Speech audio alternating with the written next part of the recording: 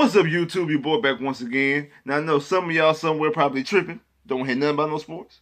Or some of y'all somewhere tripping, because ain't no sports. You want to talk sports, you want to watch sports, but ain't no sports. Either way, you are welcome. Either way, you are welcome, because we about to talk some football.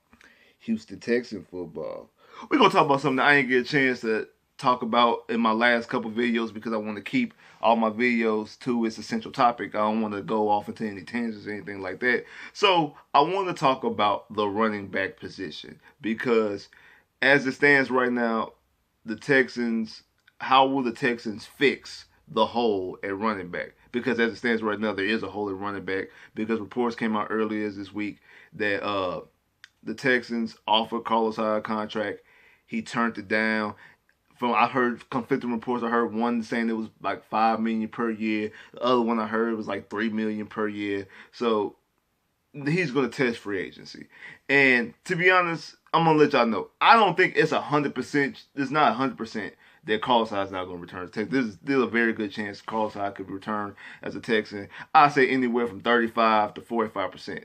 I still think it's still more likely that he doesn't return to be a Houston Texan, but I think it's still a good chance. Like I say, and I'm more so on the 40% side that he could return as a Houston Texan. The reason why, because if he tests the market and if the money is relatively the same as what the Texans are offering, and they say they bad situations, like say if it's Miami or Cincinnati or Arizona or the LA Chargers, if it's those teams offering them the exact same money or around the same money as the Houston Texans, even a little bit more, and the Texans was slightly a little bit less, those are the type of situations that I can see that Carlos Hyde be like, you know what, I like Houston, I like playing with Deshaun, I like the offense. You know what I'm saying? Like he's in a situation where there's no loaded boxes. Like they can't afford to put 8, 9, 10 men in a box because of the speed you have on the outside with full and steals, with full of plays.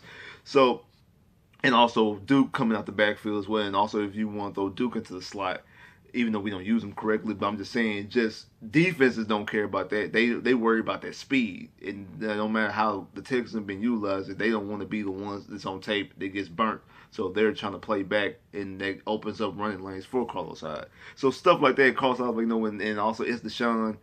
Don't want to play with a rookie in Burrow. We don't know what's gonna happen with Tua. We see the Cardinals. They in a tough division with Seattle and San Francisco and the Rams and the Chargers. They got to play against the Chiefs, and they ain't got no offensive line. They ain't got no fans.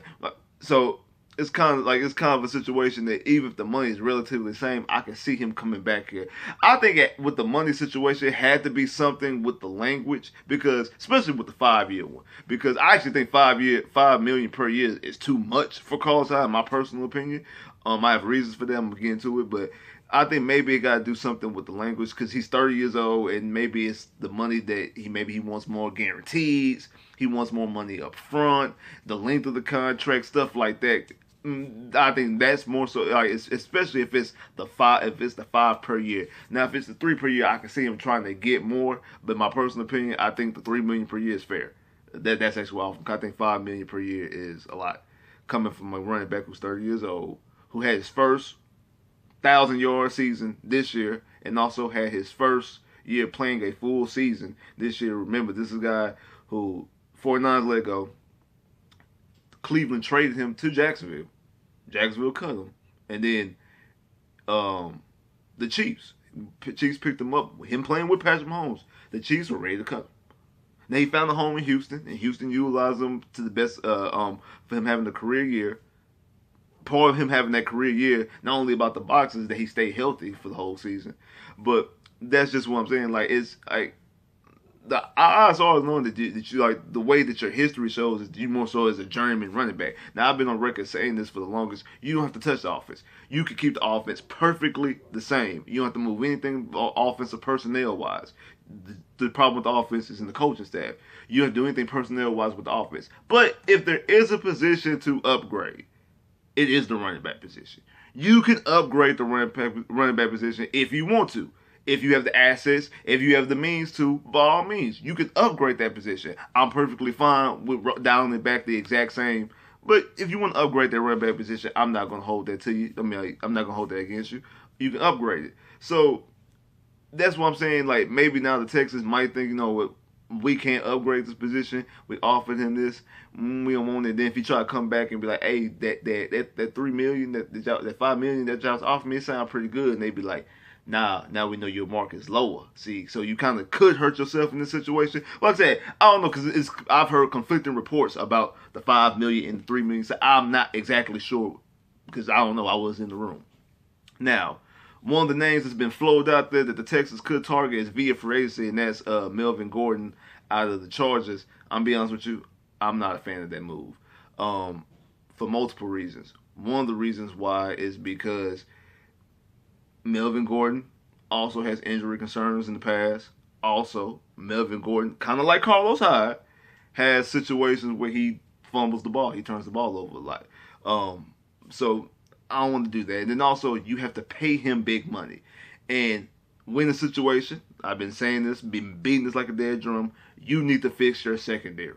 You need to put money in your secondary. You need to spend money in your secondary. That's one of the reasons why you're not going to be able to retain Reader because you don't have the means. You don't have the money for it. So you have to find a way to spend money elsewhere. So you can't really afford to go out there and spend big money and big dollars and big bucks on a running back who, to be honest, like I said, running backs normally don't leave one situation and come to another situation and duplicate that production. Like, I know Clint Portis, when he was in Denver, rushed for back-to-back 1,400 yards and then was an all-pro in Washington.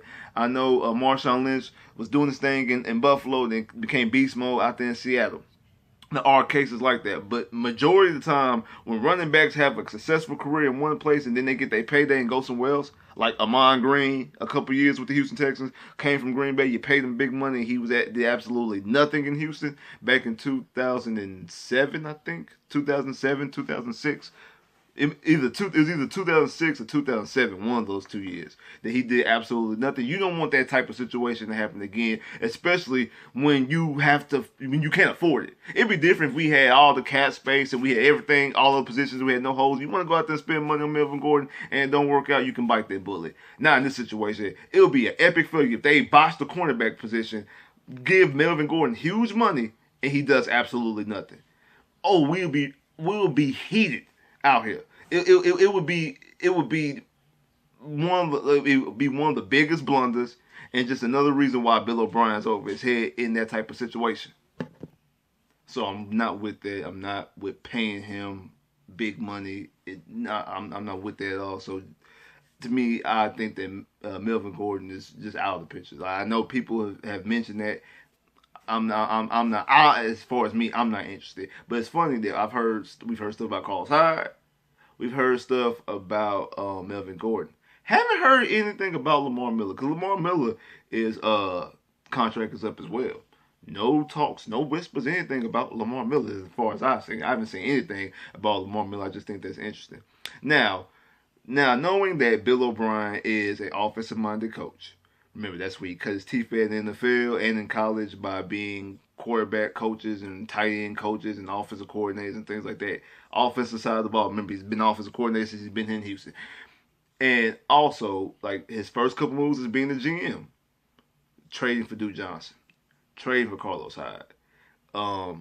Trading for Kenny Stills and Larry Tunsil. Always been on the offensive side of the ball. And we're going to be in the situation if they don't bring back Carlos Hyde and they don't sign any type of running back via free agency. The only running back right now on the roster that is Duke Johnson. Because if I'm not mistaken, I think Tywan Jones was on a 1-year deal. Carlos Hyde and both Lamar Miller, both of their contracts is up. So as of right now, Duke is the only running back on the roster. I would not be surprised in the slightest, that if they don't fix the running back position via free agency, that might be their first pick in the draft. I wouldn't be surprised. Since Bill O'Brien is control of the draft, and he's an offensive-minded guy, and all his moves up to this point, well, most of his moves up to this point have been offensive-minded moves, I would not be surprised if he uses that second pick and draft from running back. Especially, I think running backs and corners alike are going to fall. The reason why is because the way the receivers are running at the combine, their numbers are going up. I seen the my draft that got 5 quarterbacks going in the first round. It's crazy. I think only two of these quarterbacks is really worth drafting in the first round. But I seen one that's got five going in the first round and six going in the first round and a half, like up to the second half of the second round. Six quarterbacks, if not seven quarterbacks drafted, which is crazy to me. But I just don't understand how that's going to happen. I just don't. I just think people are just. Could be a lot of smoke screen. People just blowing smoke up. But I just don't see how you drafted this many quarterbacks in this draft. But if they do, by all means, we have all. So draft your quarterbacks, draft your receivers. That's going to push corners and edge rushers and running backs further down. And then that could be a situation where the Texans might, like I say, Bill O'Brien's hands start get the itching, and be like, you know what, I got the hands start getting sweaty and get the itching. Like, yeah, I see some running backs, I see some running backs, and just some names that the Texans could target. I think DeAndre Swift, in my opinion, I think DeAndre Swift is the best running back in this draft. Followed probably behind Jonathan Taylor out of Wisconsin. I think those two guys are the best two running backs in the draft, and I don't think that the Texans will be, even with running backs getting pushed down, I highly doubt that both of them, if either of them, fall to the Texans at pick 57. I seen some reports saying that the Texans are interested in J.K. Dobbins. I like that. Also, a local kid out of the city coming from Houston. Bring him home. I think he's a special back, to be honest with you. I think he's an all around special full down back. I think he's a guy that he can be on the field at all times. I really like LaMichael Pilon out of Florida, but that's a guy I think that you can get later on in the draft if you start to target corner and pass rusher. I think LaMichael Pilon is somebody that you can get maybe in that because you got 2 4th-round picks somewhere in one of those 4th rounds, possibly even the 5th round. But 5th round, you could be chancing a little bit. I think the 4th round is the best area for him. Then you got Cam Akers out of Florida State. You got I've seen a lot of my drafts as of recently with the Texans, and when it comes to these, I've seen 3 saying that we would draft Clyde out of LSU. I like him. He's a guy who has a nose for the end zone, but he kind of reminds me like more so of Mark Ingram. I think he's cool. Like he gets into the end zone a lot. He's strong, has a lot of power, one cut back, but like I said, and I think with offense like Deshaun and with these weapons around him, that's going to help him a lot. And that's something that you look forward to all the running backs, especially in the draft. Their assignments are going to be easier because they're not going to be playing with loaded boxes with the speed that we have with Stills and Fuller. That's one of the reasons why you got to keep Fuller. Like, even though I know people like, he don't play no games. As long as Fuller plays 10 games of the regular season and then play playoffs, I'm fine. The speed is a mug because with him on the field, you can't cover Hop the same way. You can't cover Steele the same way. And you can't load the box the way you want to because you got to be aware of where 15's at. You got to be aware of that speed down the field. And that's going to help, especially a young running back. And I think running back might be the easiest position to transition into from college to the NFL. The hardest is probably corner. And that's one of the reasons why I would prefer the Texans to go after corner via free agency, because I don't want to put young guys on the field, because that's probably the hardest position to learn in the NFL, coming straight from college to going from college to the NFL, is being a DB. That's a hard position to learn, going to the NFL and playing up against grown men. The easiest is running back. There's the thing that hurts young running backs is pass protection. Are they good at pass protection? That's the thing that hurts them. That's why a player like Alfred Blue lasts on the Texans for so long. And people always wonder about, why is Alfred Blue here? Why Alfred Blue can't run? Alfred Blue as a running back struggled, but he was very, very legit in pass blocking. He picked up blitzes all the time. He chipped very well. That's why he continued to have a job. That's why he continued to be on the team. Now, I think the reason why he's no longer a Texan is because as a running back, he's not a solid option. He's not a solid option for doing his main job. But he kept the job long enough as a backup running back for the Texans, at the very least, is because of his pass blocking. So that's something that young running backs got to learn. Because, like I say, Deshaun, I think, had 34 sacks. He got sacked 34 times. All that was on the offensive line. Some of that was on the tight ends and on both Carlos Hyde and Duke Johnson for missing key blocks, not picking up the blitzer, not chipping the guy when he's going down to the route. And another thing, all these running backs, LaMichael P. Line, Cam Akers, KJ Dobbins, J.K. Dobbins, Clyde. All these guys are very, very good at catching the football out of the backfield. I think probably more. I think that the best one might be Cam Akers because and also he could throw too. He's a former quarterback. Cam Akers and J.K. Dobbins are the two fastest. Cam Akers, I think, ran a 4.47, and J.K. Dobbins at Ohio State ran a 4.45. So those two are the fast guys. I think LaMichael P. Line ran a 460 or a 460 or 450. I got flip out of him and Clyde because one ran 440. I mean, one ran 460, and the other one ran 450. I don't know which one. I don't know exactly which one is which, but I do know that the two fastest was J.K. Dobbins out of Ohio State and Cam Akers out of Florida State. I know those two are the fastest. And remember, the Texans have a lot of success when it comes to running backs at the SEC. I mean, you had Arian Foster out of Tennessee. You had Ben Tate out of Auburn back in the day. We had Dominic Davis out of LSU. So normally that SEC running back we normally fit. But I actually like, in my personal opinion, if you're going to go through the draft, I like JK. I like JK a lot. I think he's the most complete back out of all these backs. He's a guy who gets it and go. He cuts up. He cuts up at one cut. He makes a lot of guys miss, and he's strong and he's fast. He's also might be the bigger back. Like I said, Clyde reminds me. I would take him too. He reminds me of Melvin Gordon. I mean, Melvin Ingram. Mark Ingram. I'm sorry. He reminds me of Mark Ingram. So I like his style too, but I would prefer J.K. But with J.K., you're gonna have to draft him with the second pick. You're not gonna be able to get him with the third round. You're not gonna be able to get him with the third round pick if you can get him with the second pick, because he might not even be there with the second pick. I wouldn't be surprised if he's the second back off the board.